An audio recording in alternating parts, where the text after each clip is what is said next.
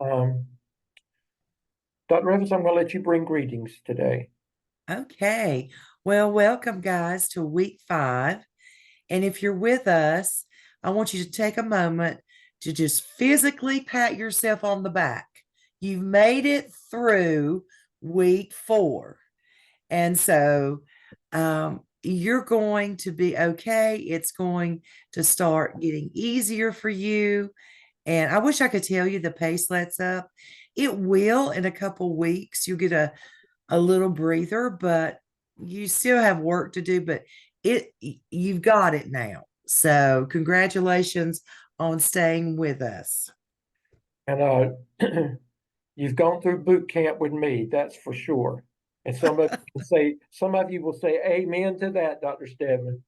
But then not singling her out, but now I think Leanne will that Leanne, my comment back to you this week was worth it all, wasn't it? Because Yes, sir. there were times that you thought, "Hmm," but you did it, didn't you? And Yeah. you made it. Terrence, I've been tough on you, haven't I? I don't give you any slack, do I? But Terrence, Terrence got mixed up, and I'm gonna tell on him. He submitted work at 4:30 in the morning because he didn't want the wrath of Dr. Stedman the next day. But Good anyway, job, I, Terrence. I do it all out of love and all out of concern, wanting you to be the very, very, very best. And with that in mind, let me share my screen, and I'll need to show you. Our format's going to be a little bit differently this evening. Um, can you see that, Dr. Revis? Okay. I'm going to talk in just a minute about task 3 and peer reviews. I'm not going to spend a lot of time on there. Um, and then I'm going to let Dr. Revis, instead of putting it at the end, I'm going to let her, uh, or she's going to, no, I'm not going to let her do anything. She's going to do clinical internship and competency folio to finish up with that, to see if you've got any questions, because all of that is, half of that is coming due soon, and we just didn't want to skimp that at the end. The work you have to do, your AAPSL research and development Zoom assignment, which you'll have to do this week, and I'm going to go ahead and tell you when we get there. You need to go ahead and mark Thursday, if at all possible, because you have been used to coming on at 7 o'clock anyway, and work it out with your Zoom team to be able to hopefully go ahead and knock that out on Thursday after we do introductions to that this evening. And then I'm going to take you into, it's not the last task for the APSL, but it's the last task that involves the actual evidence work. Task 5 will be a reflection on all that you've done with the APSL and your clinical internship, and we'll talk about that next week. So that's basically where we are. Remember, you've got this in under week 5 in your 4 shells. And I always put on there what you should have finished the previous week, what this week looks like, and then what next week is going to look like. So you can always have an idea of what to expect. So, if necessary, I would copy that off, make me a hard copy, and just have it by my computer, my working station, so that I could keep up with it that way. So, Dr. Revis, I'm going to stop sharing, and then you. Well, no, let me talk about task 3 first of all. Uh, I put I challenged you last week, and I said I'd love to see, um, how many could just give me a perfect paper to start with, and I knew that that was a high. Those were high expectations, but guess what? I had a couple of students that did it, Dr. Revis, the first time. I didn't have to. I didn't have to. There was no revisions that had to be made. I had several that it was just very minor stuff. And at this point, I have 9 students that have completely cleared task 3, and they it's ready to submit for a final grade. I have a couple that are right there on the edge of it. I have a handful. I have a handful with that still got a grade of a 40 out of 50, but it's minor stuff that they've got to fix. And then there's a couple that you've got to get it in there and you got to get it right. But overall, I was very pleased overall with the work that was done for task 3. Um, I will have to remind you, if you don't use the resources we have available for you, then you're going to keep on, is the definition of insanity. You're going to keep on doing what you've always done. You're going to keep on. So, use the AAPSL resources that we've provided for you. You need to look at the helpful hints. You need to look at the completed example. Is it perfect? No, but it's a good guide to go by. And then you look at that template again and make sure that you're following the template. Now, Dr. Revis, my biggest concern. First of all, there were some APA issues that I should not have addressed. If you had looked at that example, you had looked at the example of Dr. Revis did a great job last week showing you about the annotated bibliography, took you to the Dover Library, taught you about hanging indents or whatever. But if you had gone to the example, the complete example, you would have seen exactly formatting how it needed to look. So I shouldn't have gotten anything all over the place with that. So again, use the resources that we have for you. The checklist for the APSL, checklist, APA checklist, you need to have copies of that and check it off. Did I do this? Did I check for all my intake citations? Did I check for punctuation? And you need to do your own. Again, if you know you're not the best writer in the world, grammar is not your forte, then you got to do something about that. Dr. Revison, I can't do this for you. You have got to figure it out. This is a writing intensive program, and that's not going to change. Now, Dr. Revis and I hold your hand a lot with the APSL. We're going to cut those apron strings somewhat when we get to the APCAL. And guess what's going to happen when you get to 603? You own your own. Am I right, Dr. Revis? Pretty much. So you better listen to us and listen to us well now, and get all the kinks worked out. Because I'm looking at work sometimes too many times, and I said I wasn't going to do it, but I'm not going to let you not um, do well starting out, because again, remember I said you represent my name, and I'm Dr. Revis's name, so we're going to require that for the most part. Prompt 2, and it is, Dr. Revis, is highlighted in green in the helpful hints document where it says multiple um, charts, diagrams, or whatever. And if you didn't put anything but the comparison chart in there, you did not follow directions there. Multiple means more than 2. And that was the opportunity to look at your online resources. Remember, there were 3 of them, and to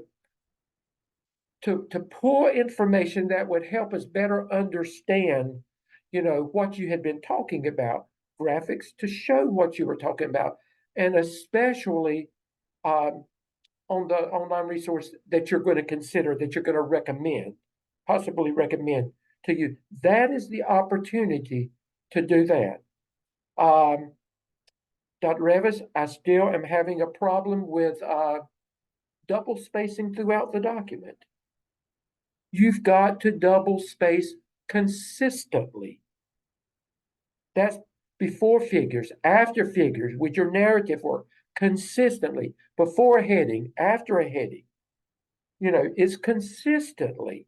So, those are things that I should not have to still be addressing. Take your time, schedule your time during the week, if you wait until the last minute on Sunday to try to get this done, or if you start on it, after lunch, you, you're not going to do well.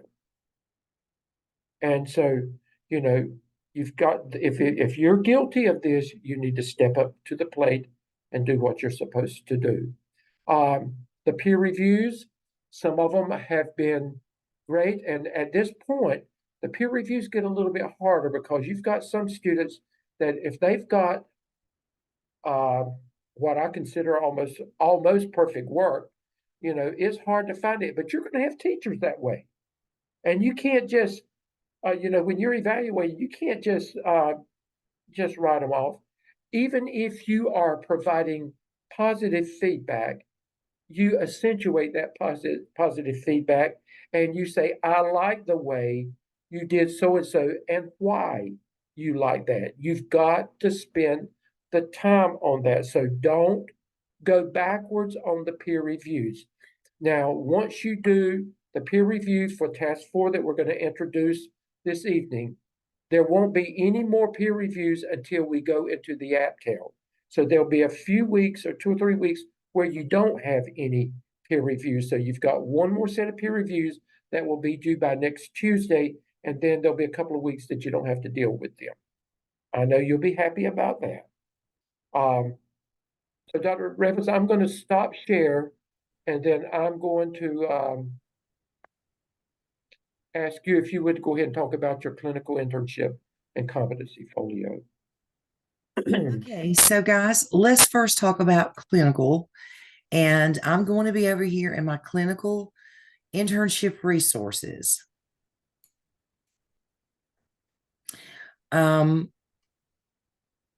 Let's look and just make sure that everybody's on board with what we have to do on the clinical requirements. And so you've been doing this and working on this all semester. You will have to show 100 hours of clinical work by the end of week 7. Okay. And so you've got to get 200 hours this semester, and you do 100 hours in the summer. And then in the fall, you'll come back and do 200. 100 hours can come from your evidence and artifact work. Right now, we're working on the AAPSL. And you put it in the template. We'll review that. So you can take 10 hours for task 1 and so on as it's written there. So let me ask a question, Michelle. Can I just put in my log AAPSL task 1, 10 hours? No. What do I have to do, Michelle? You have to be specific about what it is, whether, like, for example, if you're researching your EVOS data, you have to write that. Exactly. Now it's from the AAPSL work, and you can put researching EVOS data parentheses AAPSL work, but don't just put task 1 10 hours, task 2 10 hours, etc. It has to be specific. Dr. Evans, and you may go and say this, but remember too, when you're working with your PLC, you are leading your PLC with task 1, task 2, etc. So that's an opportunity to get those 10 hours in there too for task 1. Right, right. And then the same thing when we get to the AAPSL. The remaining 100 hours have to come from this kind of breakdown. 70 hours from those leadership opportunities that Dr. Lamb showed you last Thursday. 20 hours from technical knowledge. And this should say a maximum of 10 hours from supervision. I love his quote. There's only so many things you can learn from car duty. Wear a long coat to cover your behind, I believe is what he likes to say. And so you have to log that 50% of those hours or 100 at the end of week 7. And you put that in your competency folio. So with that said, just a quick reminder, Dr. Revis, I've been writing mine down. I just been writing all my stuff down. Are you gonna be okay with that when I submit it? No, it needs to be typed in the template. And you need to start working on that if you've not started. So here's the example. They knew I was being facetious when I said that. You would never try that, Dr. Stedman. Now, we added this column right here. Dr. Stedman and I did, and we would like for you to use it. This is the area that I just talked about. L for leadership, the keys at the bottom. S for supervisions, activities, and T for technical knowledge. This helps both of us because if I see a lot of S's, I'm not going to approve it. Over 10 hours, guys. So, examples, you have to do. Dr. Revis, my principal, he put me on bus duty and I got all my 10 hours in bus duty. Well, if you did, then you don't need to even put down the whole 10 hours. And you need to show a variety of supervision activities, just like you need to show a variety of leadership activities. Will you give me at or least 1 technical hour credit? knowledge. Will you give me at least 1 hour credit for bus duty? Of course. Of Okay. course. Yes. And we get this a lot. I went to a conference and stayed 3 days, like Dr. Stedman. Can I count 25 hours? No. We'll give you some credit, but if you want to count a conference, you've got to come back and prepare and present to your staff, and those hours will count. Okay. Any questions on how to fill this out? You have to fill out date, activity, area, competency, that's optional, proof is optional, hours is required. Okay. And you need to total them down here at the bottom or wherever your bottom is, total it. And it needs to say 100 hours. Do I need to get my principal to sign it at the midsection or can I wait until the end? I can't remember, Dr. Stedman. What do we Just, do on that? just wait until the end. Okay. And, you don't and have, okay. Yeah, Leanne's got her hand raised. Leanne? For the ones where we put in the AAPSL task, what do you want us to label that area as? Well, for example, this one, Leanne, where you research the school report card, that would be technical. Okay. But when you're preparing an agenda and sending out invitations for your PLC meeting that you're going to lead, leadership. All right. Hopefully, most of the work that you do will be in leadership for the AAPSL. But you'll have, when you're doing some research, you'll have some technical work there. And sometimes there may be, Michelle, Leanne, there may be some that overlap. It could be an either or, Yeah. All right. With that said, let's talk about the competency folio. All of your competency folio materials are found right here where your handbooks are. And one thing I really like is here's a short video by Dr. Lamb, how to set up your competency folio. I'm not going to go over that tonight because watch the video. You have to set up that competency folio. It lives in task stream, just like your DRF folio that you're going to submit your AAPSL to, but they're separated. Okay. So we're looking at the competency folio right now, and I'm going to go show you an example of what it looks like. I'm going to start with communication. When you get to task 5 of the AAPSL, you are going to be required to submit 11 of the 21. Now, remember, this competency folio, it's about submitting evidences, artifacts, things. It's not just about writing what you've done. You do a brief description, Dr. but Revis, you, it's 12 of them. 12 of it's them. 12. Okay. Eight Thank required you. and 4 you choose. Thank you, Dr. Stedman. There are 12 of them. Now, task 5 tells you you got which 11 that you choose. Excuse me, which 8 that you choose. You must choose. I think communication's one of them. It is. And you can see here when you open it up, this is my first one. This is already written in there. It's going to come like this.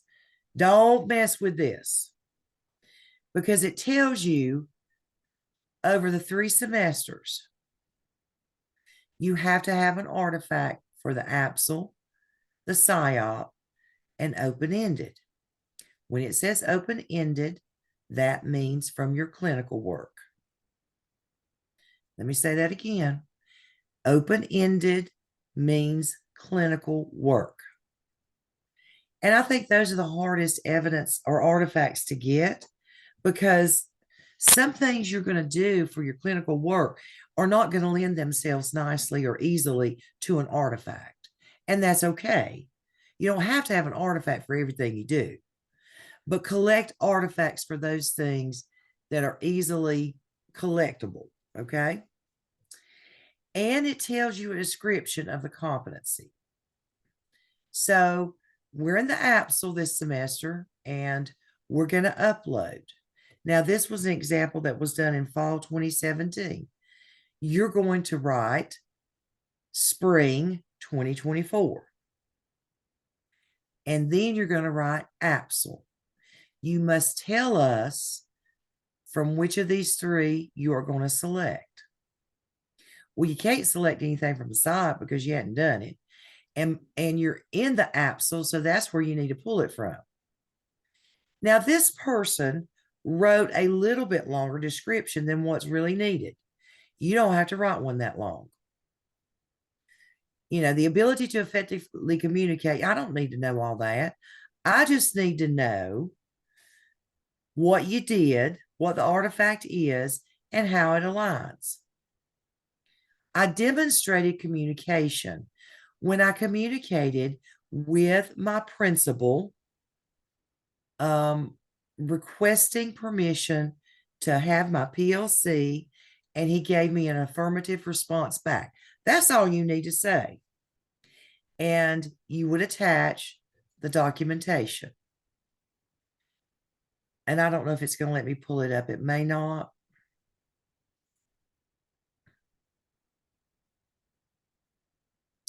She put in the communication that she did with her PLC, and these must be her meeting notes, I would say. And that's fine. But the easy one to pull is where you communicated with your principal. Notice my artifacts are down here at the bottom. You know, when you first do them, the first one you do, the artifact's going to show up right here underneath it. You need to label your artifacts AAPSL Communication Spring 2024. The artifact needs to be labeled the same as you're labeling the description. Now, here are the most common things. I open every one of these, guys. And when I read it, I know what you're saying, I know what to look for. I come down here and open it up. And lo and behold, what you've showed me is nothing to do with the description that you wrote. That's a common mistake. Be sure you are presenting or uploading the artifact for which you wrote a description. Okay? By the time you end the 3 semesters, though, if you don't label these the same way as you label your descriptions, your reviewers can't tell which one to open up, and they won't go open up every one of them. Okay? Brief description. This one is too long, in my opinion. Tell me what it is and how it aligns or demonstrates the competency. What it is and how it aligns. And then upload your artifact. using the same naming convention that you use in your description. Dr. Revis, I'm just a wordy person. If I put that much in there, are you still going to be all right if that's how I write? I will be okay with it, yes. Okay. But it's just a lot of extra work. Now you can do some copy and pasting, and we'll talk about that when we get to task 5, but don't create new work for yourself or additional work. Now let's look at the next one, change management. Once again, this is pre-populated text. It tells me from where I need to pull them and a description of it. Again, this one says AAPSL. So you want to pull your artifact from your AAPSL. Yours will say Spring 2024 AAPSL. And then down here at the bottom, AAPSL Change Management Spring 2024. And you, I'm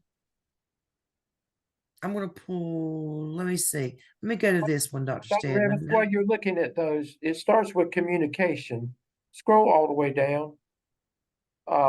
Starts with communication, just scroll all the way down. Now, when I get down there to the bottom, before it gets to internship, like that's, I thought they were 21, it says 22. I counted 22. This digital competencies, you don't put anything in there, okay? The digital competencies are embedded within the artifacts. I think I saw one right Is here. that why she's got that highlighted, Dr. Rev? It is. In the Okay. spring or her second semester, she described a competency that used some digital learning. And so you highlight that, you type that in and highlight it because you've got to show that you're embedding digital learning into each of your competencies. Thank you, Dr. Stedman. Oh, now I understand it. Okay, I'm going to go dialogue inquiry. All right. Pre-populated text up here. It tells me 3 evidences, one of which comes from the APTL, PSYOP, and open-ended. Well, if this is one of my required, and I think it is, I can't pull it from the APTL. I can't pull it from the APSL. Where am I going to pull it from? Open-ended. Now, this is at the right after the APSL when you have to do 12 of them. You've not done the other 2, so you've got to go to open-ended. Let's just look at customer focus. Who can tell me where I need to pull an artifact from on this one? I can't see my screen. The OMA, the SIP, or something open-ended. Yep. But can I pull it from the OMA and the skip? No, Where am I going to go, Heather? you'll go to open-ended. And Well, why- open-ended means I'm pulling from where?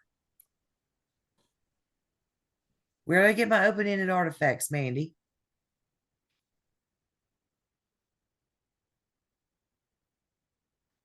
Oh, shoot. I'm sorry, I didn't hear you. I'm going to get those from my clinical work. Okay. Well, Dr. Revis, why can't I pull it from the OMA or the skip this time? Well, you've not done those yet. Okay. You can't pull anything from something you've not even done. Okay. Okay. Let's look to emotional intelligence. Same kind of thing here. You've not done APTL and CAP, so you're going to have to go to your clinical work. So there are 12 total that you will do by the end of week 7 when we finish the APSL. And they're not all going to align. It may tell you to do responsiveness in task 5, but you're going to have to pull one from open-ended. Okay. So Dr. Revis, if any of the 21 of the 12 that I've got to do for the APSL, any of those 12, if when I look at this and it says APSL, I have to do the APSL this time, right? And then if Right. it's not the APSL, then it would be open-ended. So I'm either going to do Right. APSL or open-ended out of my 12 this time, right? Right. Right. And when you pick your choice ones, we'll go over this again in task 5. Pick the APSL ones. Do all your APSL ones that are listed right after you do your APSL. But you're going to have a lot of open-ended too. Dr. Revis, I'm looking now. I see dialogue/inquiry. Does that mean that that's two separate ones, or does that go together? That goes together. And don't forget to read your description of the competency. Okay. All right. And again, that one's one.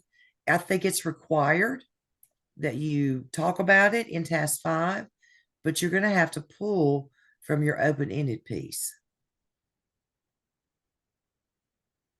Okay, questions about competency folio? Thank you for playing Again, I together think with me, Dr. Revis. I was doing that on purpose and they knew that. So the hardest ones, again, to collect are those open-ended ones from your clinical. You should have all your artifacts from the APSL, right? The communication artifact, change management artifact. Because isn't that what the APSL is all about? You are creating change in your school. And one of the things you can show here would be your action plan that you do in task 4. Now, once I put my action plan in, if I'm going to use it for this, I don't use it again. So be careful. Plan this out. Okay. And then if I do conflict management, it says this comes from the APSL. Well, what did you do for conflict management there? What are some any kind of maybe disagreements or how you led the group to consensus in task 3 even? Those kinds of things.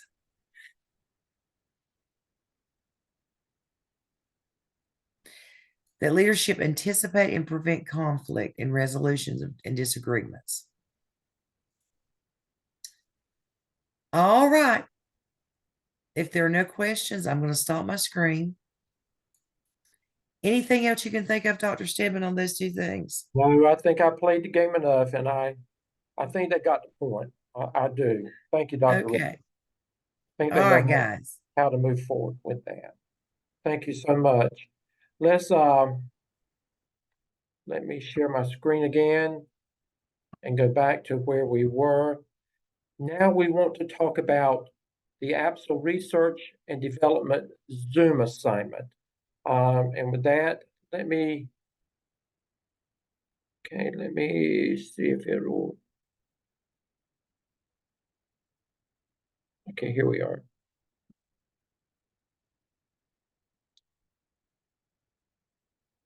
Dr. Evans, have you got your PowerPoint? Have you pulled it up for this yet? I can't hear you. I'm sorry. I think I did. Yes. Okay, can you be ready for that in just a minute? I want to Sure. the purpose of this is for you to, as a Zoom team, this is your first Zoom team assignment. And you know where to go. You know who's on your Zoom team. You're working with them with your peer reviews already. So that's the team. You've got to decide as a team, okay, who's going to be the Zoom leader this time? Y'all decide. Somebody can say, I volunteer, but y'all got to decide. The Zoom team will set up a Zoom meeting. They will send the link for that Zoom meeting on an agreed upon time with, y'all will decide. I would highly recommend that you do it Thursday at 7 o'clock because you're used to having to do something during that time anyway. So what am I going to do? You're going to reflect on the AAPSL experience. You will have, and it says AAPSL 1 and 2, but you will have completed 3 tasks of the AAPSL, and you will already be engaged in task 4. Already will have started looking at that. So what you're going to do is you're going to talk about that AAPSL experience, you know, and then you're going to look at, what have you got to do in it in addition to that, and anything that it must be professional dialogue. And Dr. Revis is going to talk about that in just a moment. Now, once the team, the Zoom master, your responsibility is to, you will set up an agenda. You will lead, just like you lead a PLC. You will lead this team. You will keep everybody on task. You have to do it in, you can't be on there forever. So you need to make sure that based on your agenda that you have already planned out, what this is going to look like, and you give everybody an opportunity to participate. Now, what are we going to write for this activity? Absolutely nothing. Absolutely nothing. I'm going to gauge you, and Dr. Revis may listen to some of these as well. We're going to gauge you on, or grade you on, how professionally you participate in this discussion. Now, if there's 5 people in the group, should one person talk for 15 minutes and the other only get 5 minutes? No. So the captain, the Zoom leader, that's your responsibility to give everybody an opportunity to equally share. Now, you have been required to do readings on your own, the textbooks that were purchased.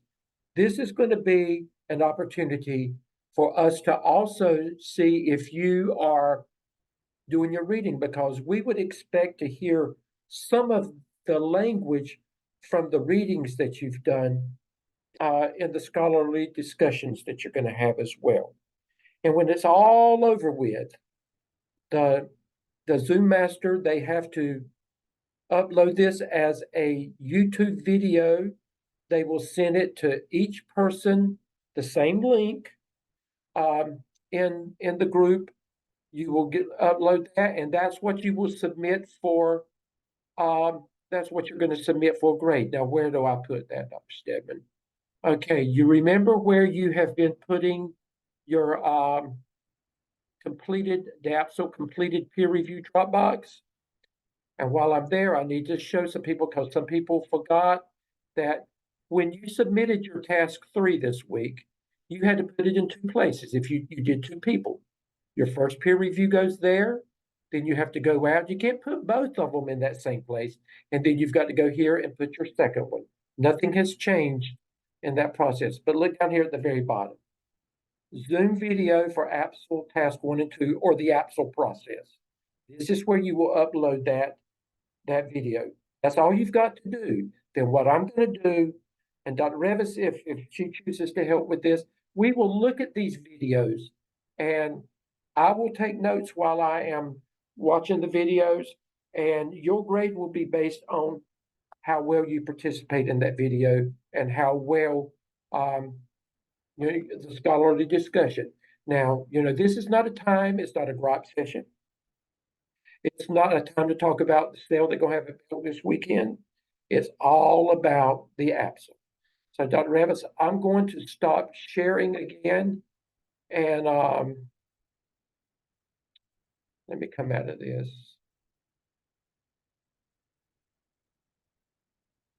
I'm going to stop sharing again, and then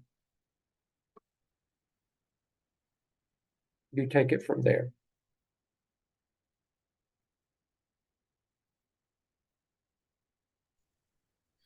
So this is the PowerPoint that's listed that just, and I put in this slide as an extra slide that Dr. Stedman's already gone over. Select your Zoom master, and each of you will have an opportunity during this session, this semester, to be the Zoom master. So you could go ahead and get it out of the way. Or we may have to share some responsibilities with that based Right. on the size of your teams. And the Zoom master plans and develops the agenda. Don't forget to provide a moment at the beginning to introduce yourselves, to let each person introduce themselves. Determine how group members will share information. The sessions that go the best are when the Zoom master has a upfront way that is a planned way of who's going to share first, second, third, and so on. Because if not, then you get to vying for, the screen and you get to talking over each other. Don't let that happen. Decide how you're going to share information.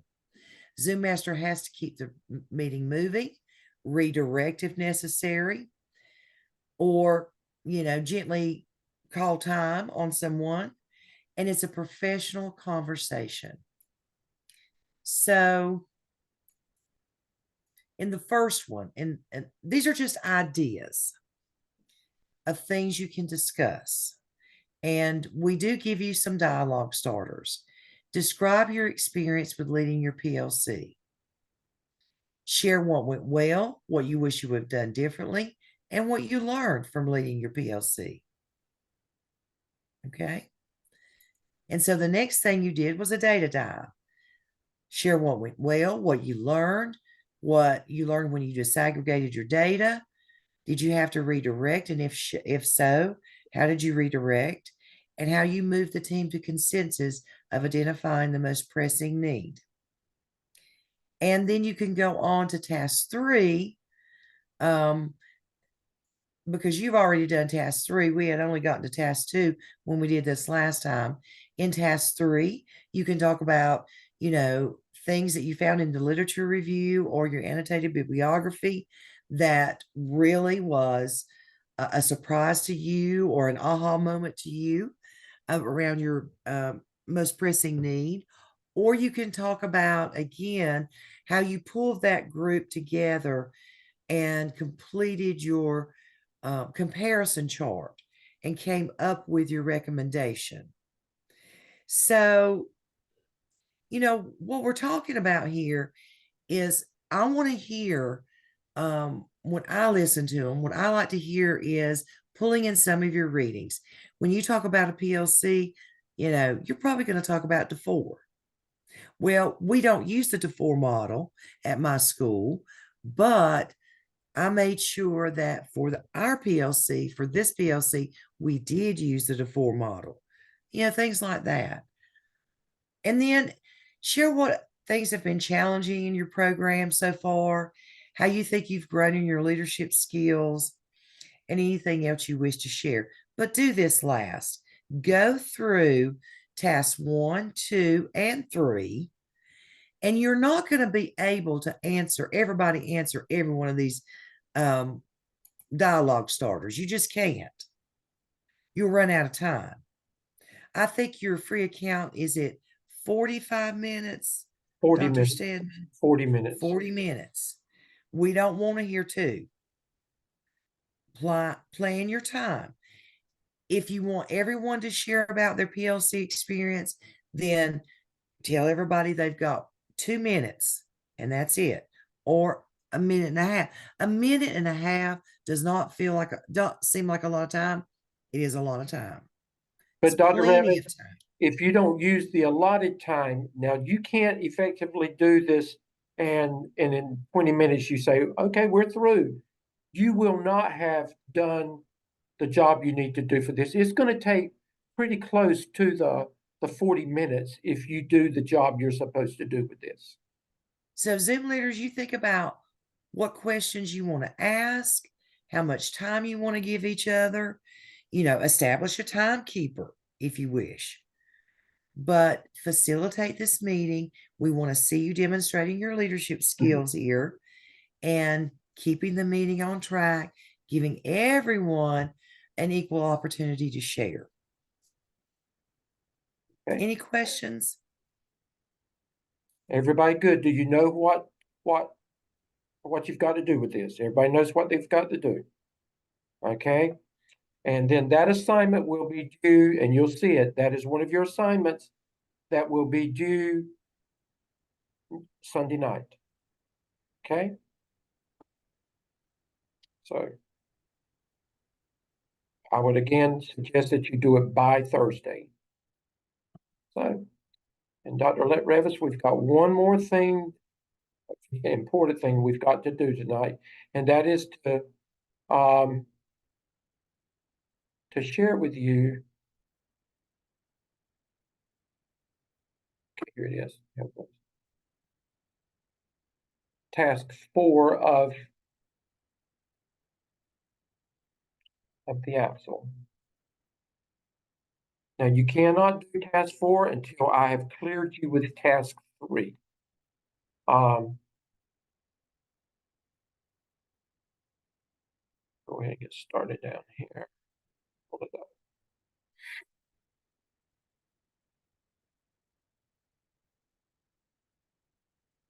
Okay, task 4, there are 2 prompts. Prompt 1, make sure again you read the description and instructions carefully. Prompt 1 of task 4 is the development of your action plan for your identified problem. Now, in task 3, remember you began looking for solutions. Again, what does the research say? Best practices. You looked for,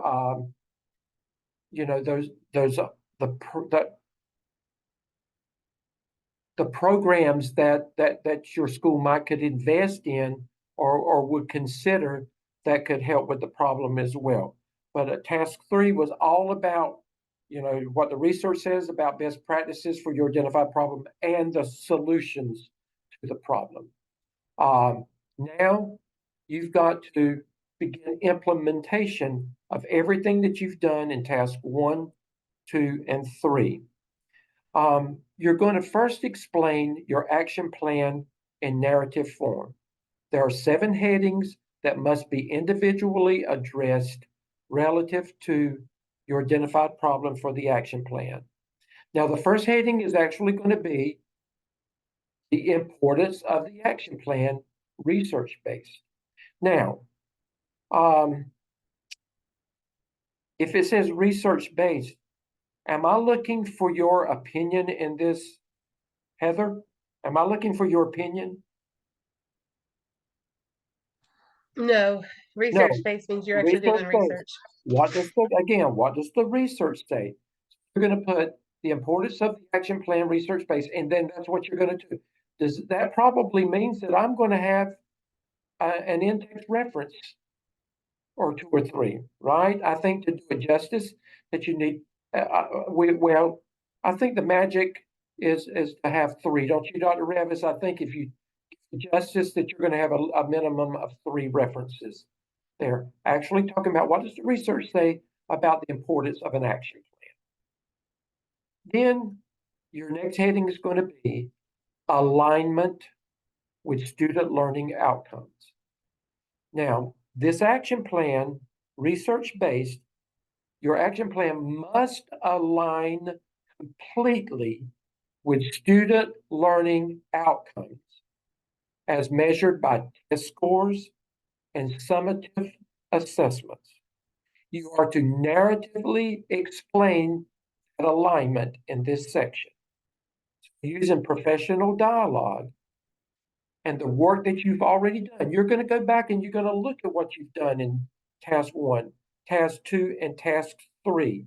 And you're going to be extracting information and added new information into this section. It's not a regurgitation of what you've already done. It's blending that information with the narrative work that you've got here.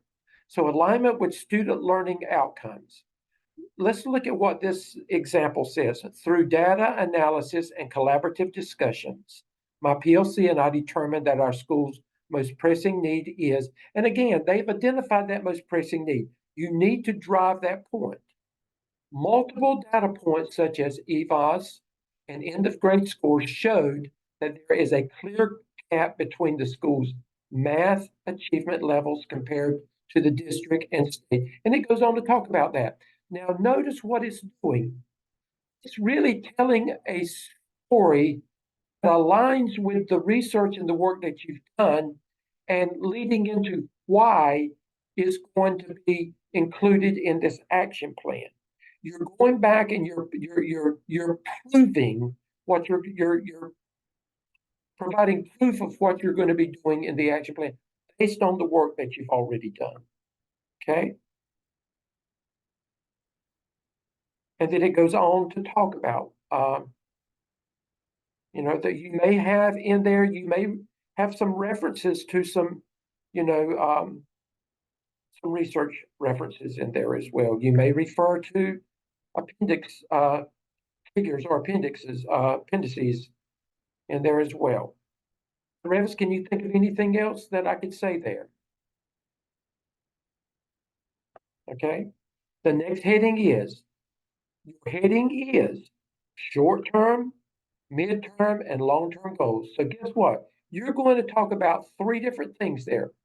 In this action plan, what can you do short-term? What can you do mid-term? And what's going to require long-term? You're going to identify those goals and objectives. You must clearly define all goals and objectives for the action plan and provide what they are and when they are going to be implemented or measured. You need to clearly delineate between short-term, mid-term, and long-term. Let's look at this example. My PLC and I decided decided to use that the use of academic enrichment block was a strong opportunity to support the core math block through both direct and individualized instruction. But back and look, a short-term goal is, do you see that? Then it's going to talk about next, the midterm goal is. You see that? And then finally, you're going to say the long-term goal is wherever it is in there. But you're going to delineate between those 3 goals, and they must be reasonable goals. What can you do now to kind of get a jump start on things? Then, a few weeks down the road, what is it that you can do? And then, something that's going to take some time, what will that be? The next heading, your heading is, Michelle, what's your question? We're looking at short-term, midterm, and long-term goals and objectives. Considering we're middle of the year, what's your recommendations for how to split that up? Or I would look at it, for, your long term may actually be you get started with short term and midterm, and your long term objective might be something that you even have to continue at the beginning of next school year. Okay. Okay, but you still may. Your long term may be something that you do right before testing. You understand what I'm saying? You're going to map it out between now and testing, and your long term would be, the last thing that you do. Well, Good I kind of thought of using like progress monitoring data to get the measurements instead of like your EOG data, your benchmark data. Yes, that For all that. that would be good. Yeah, and it's going to be Okay. different for each of you. Yes. And then the next heading is specific activities aligned with the designated goals and objectives. You've got to decide on activities that you're going to use to be able to meet, how are you going to reach these goals and objectives? What are the specific activities? You must identify all aligned activities that will be used to meet your short-term, mid-term, and long-term goals and objectives for your action plan.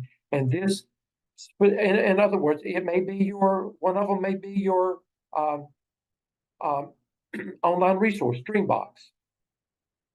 And if that's the case, you talk about that. Whatever it is for the short term, midterm, and long term, you've got to talk about it in this section, and it must align with your resources, and it must align with your identified most pressing need. Don't ever get away from that pressing need. And you may want to say that, remind yourself and remind the reader again of the most pressing need, throughout your work. And then indicators of success with measurement techniques. How do you know you have successfully reached your short-term, mid-term, and long-term goals and objectives for your action plan? In other words, what measurement techniques have been put in place to make this determination? And again, I'm not going to, you see the example there. Then clarification of roles and responsibilities. Who has been assigned to do what? And what have they been assigned to do? You're going to actually name the people involved. Who's going to do what? You should be in that because you are the leader. Your principal may be a part of this. There may be fidelity checks along the way. It could be walkthroughs, as you're going through to make sure who's going to do what, and you're going to put clarification of their roles and what they're required to do there. Dr. Revis, would you pick up on the next heading, please? Okay, guys, so this is a tricky one because the terminology here is a little bit different than what we are accustomed to using in our classroom. There's a column that's headed formative and summative assessment criteria. Now, when we as classroom teachers talk about formative assessment, and when we're in the school business, you talk about formative assessment, we're talking about those ongoing assessments that we do as we're teaching, right? Whether it's a check of hands, thumbs up, thumbs down, whatever, those on the spot assessments. That's not what it means here. Please write this down. Formative means, what are the adults going to do? Formative means, what are the adults going to do? How are you going? Dr. Revis, it has nothing to do with the students. Am I right? No, that is right. How are you going to know if the programs are being implemented with fidelity? How do you know the adults are going to do what's supposed to be done in your action plan, and it's being done in a timely manner and correctly? So this is what system you have in place to monitor the adults. We should see something about walkthroughs as a formative assessment. Lesson All plan right. checks. It could be lesson plan checks too. That's Exactly. a formative assessment. All right. Summative assessment is about the students. How do you know if your plan has been successful? And so that would be the easiest form, is your end of course or end of grade assessments. But there are other forms as well. Okay. Again, Dr. Revis, again, I should not see anything with formative assessments that's talking about students, right? That is correct. For formative assessments, is only about the adults for this activity. But Yes. summative is about the students, right? That is correct. Okay. Formative is adults, summative is about students. And you're going to see this example here. They talk about walkthroughs as a fidelity check. Okay. And that's about the adults. And then they talk about how are they going to know if my action plan was successful by student summative results. Now, once each of these 7 topics have been narratively addressed, the candidate, you, the student, is going to take the same information and you're going to put it into a graphic organizer. You will use the one that has been provided in the template. The information in red states you can choose, but that should have been eliminated. It's in there, and Gardner Webb has not taken that out. There is no choice. You must use that, and it says you can do a PERT chart. You don't have time to do a PERT chart, so leave that alone. Unless you just got all the time in the world, and I don't think you do with this activity. Do you, Dr. Revis? So this is what it should look like. Don't change it around. Keep it just like it is. You see these headings at the top, the format. This is what I expect to see. The first line, specific activity. The second line, timeline. Persons responsible. Resources needed. Formative assessment, summative assessment, the goal, and this is where it's the short-term, long-term, and our midterm and long-term, and indicators of success. Now, every one of these activities should be doable activities, but they should be activities that directly are related to how are you going to solve your identified problem. You know, every one of them should be approaches or solutions to your problem. That's why it's an action plan. How long is it going to take? Who's going to be responsible for that? What will I need, or what will they need? Who's going to determine if the people responsible are doing what they're supposed to do with this specific activity? How are we going to measure, what assessment are we going to use to determine if what we're doing here is working with our students? What are my goals? Short term, you may just have a short-term goal for this one. It may be a midterm, it may be a long term.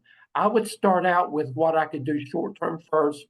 I would lead into, put it in that order, what comes next, and then finally, what will my long-term be? And then at the end of the day, when I come back before my principal, before my PLC, as the leader, how will I know, how can I present to them whether it has been successful or not? You've got to determine that. What will be the indicator of success? And you're going to do the same thing. Once you identify that activity, there should be no blank left after each specific activity. How many activities do I need? I would say a minimum of 5, wouldn't you, Dr. Revis? Right. I would say no less than 5 really strong activities. And one of those activities should be consideration of that online resource and it could be more than one online resource, but it should be at least the main online resource that you have identified to help. This one has like Dreambox.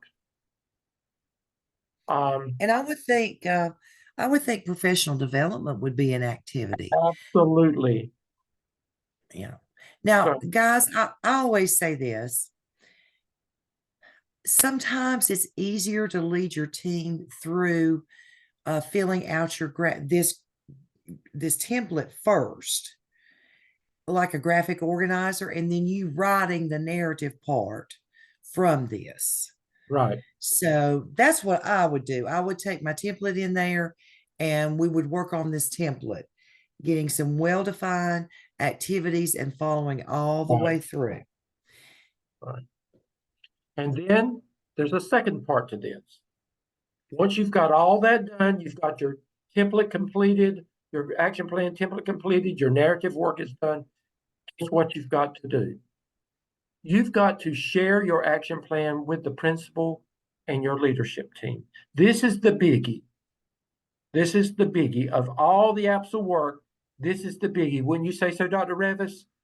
Okay, Yes, this is your culminating activity. Culmination, yes. Okay. Now, you're thinking, God, how can I get all this work done, present to my administration this week and my team? You can't. I don't see hardly how anybody's going to be able. You may be able to by Friday, but most people are not going to be able to present this week. That is why you will turn in, at a minimum, you will turn in all of prompt 1, all of that. You will do all of prompt 2 except for the presentation if you don't have time to present that. But guess what you're going to do? You're going to put a disclaimer in there, and you're going to write disclaimer. My presentation, my action plan presentation with the principal and leadership team is scheduled for, and it should be no later than, I would say, Tuesday at the latest of the next week. Wouldn't you, Dr. Ravis? At the latest. You've got to do it. If you can get it on Monday, that's great. But no later than Tuesday, you get that done. And then you will come back and you will add that information into the final work that you submit for my final review. Okay?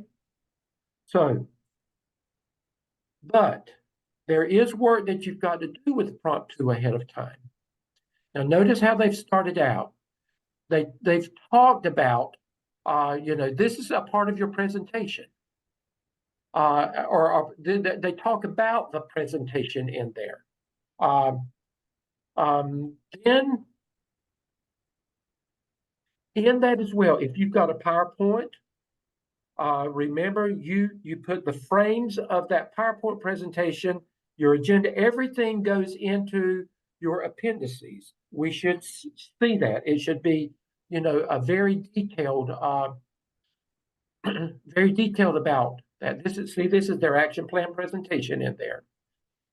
Now, when you present to your principal and your PLC team, you've got to add this information. The discussion is to be guided by the following topics that you will have researched and prepared responses prior to the meeting for your presentation. Your responses are not your opinion, but must be research-based where applicable. I would highly encourage using your PLC with this section. Now, the first section is, and you're going to write this in prompt 2, building efficacy is your heading. You're going to talk about building efficacy amongst your peers, amongst the teaching staff.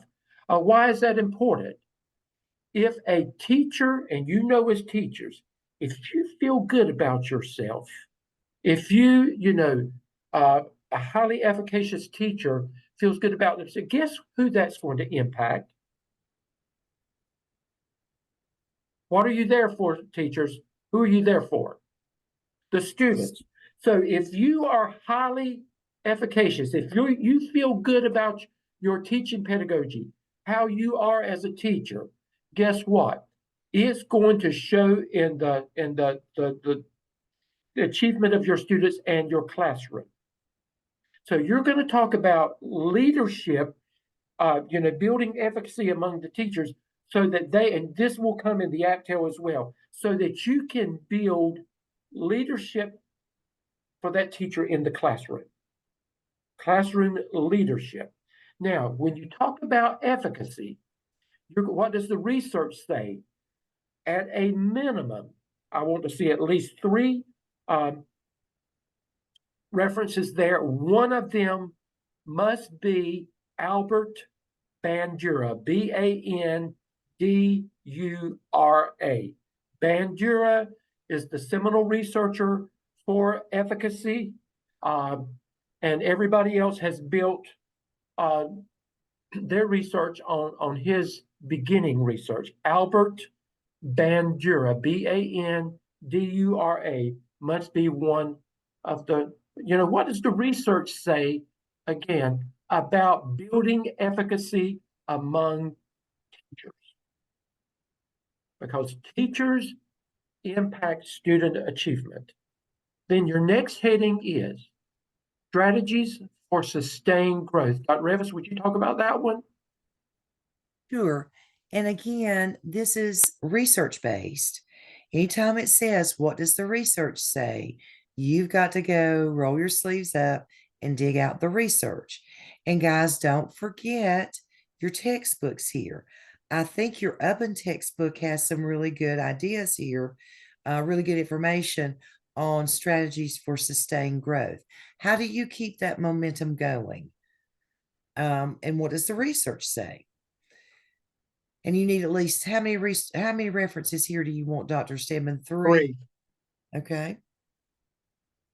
Okay. So you've got a lot of information in your course shell, a lot of the readings you can pull from here as well. I'm going to show them something in just a minute too that I think they'll be happy about. And then the next one is issues concerning diversity. Now, diversity can take on a lot of different faces in your school. When we think about diversity, issues dealing with our exceptional children, our ESL, or it has other names for it now, emerging language learners, migrant education. It could be anything. This includes any issues that could hinder the growth process at your school. You're going to talk about that.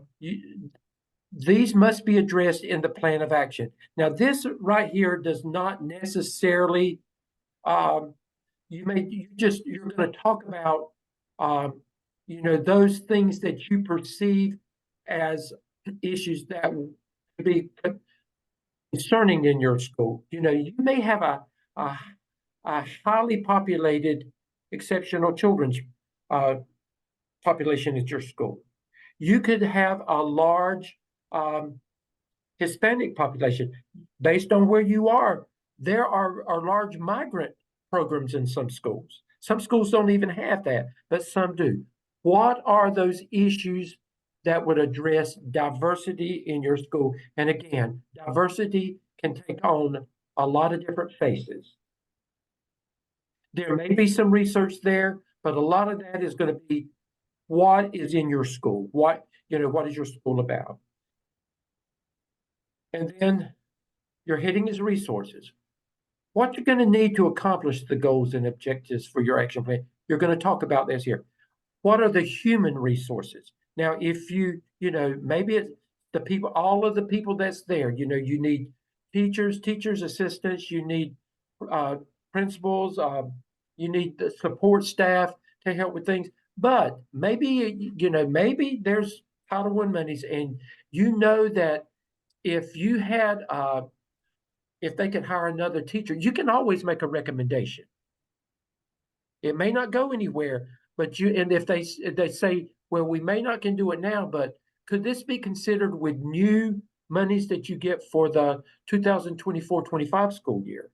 That could be part of those long-term plans, Michelle, that we were talking about. And you're just going to talk about it there. Dr. Revis, what is the next one about? Okay, the next one's about establishing a shared vision of learning. Again, this person used research from your Oven text to talk about how to set that vision of learning and what it can look like. Again, we want some research there in that one. Right. And Ovens is your textbook. This is a good source of showing us that, and I don't care if everybody's got Oven in it. Oven's in your research. So I would say use that as a minimum. And then finally, when you pull all of this together, you're going to have your reference section and you're going to have your appendices as usual.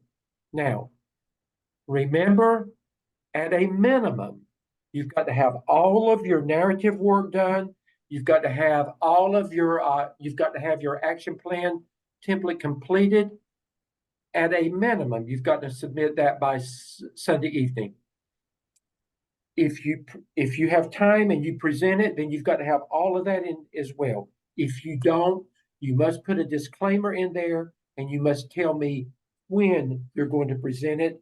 And then you've got to provide evidence of that. Make sure, if it's videoed, you don't have to, then put that in there, but have pictures at a minimum of you presenting. This is an important that's an important artifact for not only Dr. Revis and me, but for your evaluators for this, because this is the culmination of what you do. Any questions before I show you something else in conclusion? Okay, Michelle? So if our school improvement team only meets on Wednesdays, twice a month, Just let me can know. They have to meet that next Wednesday though at a minimum. Okay. And if they're not there, if it's not your school improvement team, it must be your principal with your PLC. Okay? As long as you've got an audience. We highly recommend, and listen, call it your school improvement plan. I mean, your school improvement team, even if it is your PLC. Okay? I'll let you cheat on that one a little bit, as long as you've got an audience. Okay, let's look at one final thing before we, let me go to your AAPSL template and material section. I want you to see what we've got there.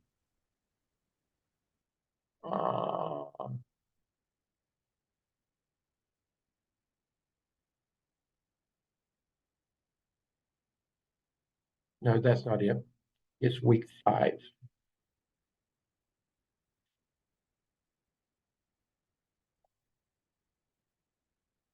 Look what we've got there for you. No,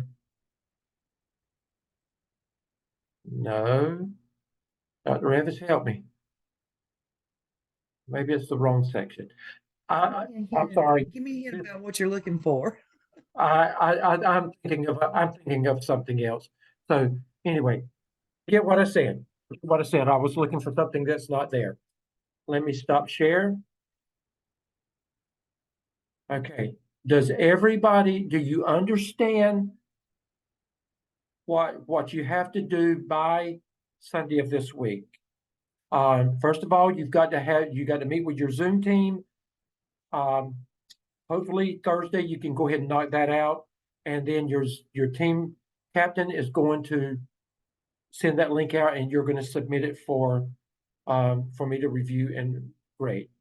And the second thing is you've got to have finished task 3 before you can go into task 4. So go ahead and get that finished. And most of you are at that place where you can go ahead and submit that and get it off your plate. But task 4 is due this Sunday. And at a minimum, you've got to have prompt 1 and prompt 2 completed. And if you are not able to present it, and most of you won't be able to, you've got to put a disclaimer there and let me know when you're going to be presenting it next week. You've got to go ahead and schedule that. Does everybody understand what you've got to do? Now, there's a lot of writing this week, but remember, you're pulling it all together. Now, I've told you, I promise you this a lot. I promise you get this done next week when we present task 5.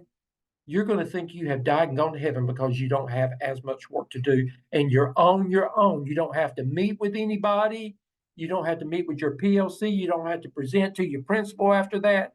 You've only got to reflect on the AAPSL experience and get started on Dr. Revis's work too. But we'll be bringing closure to it. I will actually, the week after that, I'll tell you how you're going to put this all together. And you're going to submit it for your final grade. And the AAPSL will be history, and you will move on to evidence 2. And guess what? The next you're going to have a spring break. You got to work during spring break, but you don't have to listen to Dr. Revis and me. And then we actually, week 13, I think, we actually give you that night so you can catch up with anything that so, Santa Claus does come in the spring as well, and I'm Santa Claus, and I won't give you 2 nights to be able to work on some things without us. Okay? Everybody good? I'm going to challenge you again this week. I'm going to see who can meet the challenge. Okay, smile, Brenda. Brenda's still not. Brenda, that's a half smile, Brenda. I didn't even get a whole smile out of you. Okay. Okay, all clear? All minds and hearts clear? Our hearts and minds clear. Terrence is revenant. Okay. Well, good night, everybody. Hey, Dr. Terrence, do you have a question?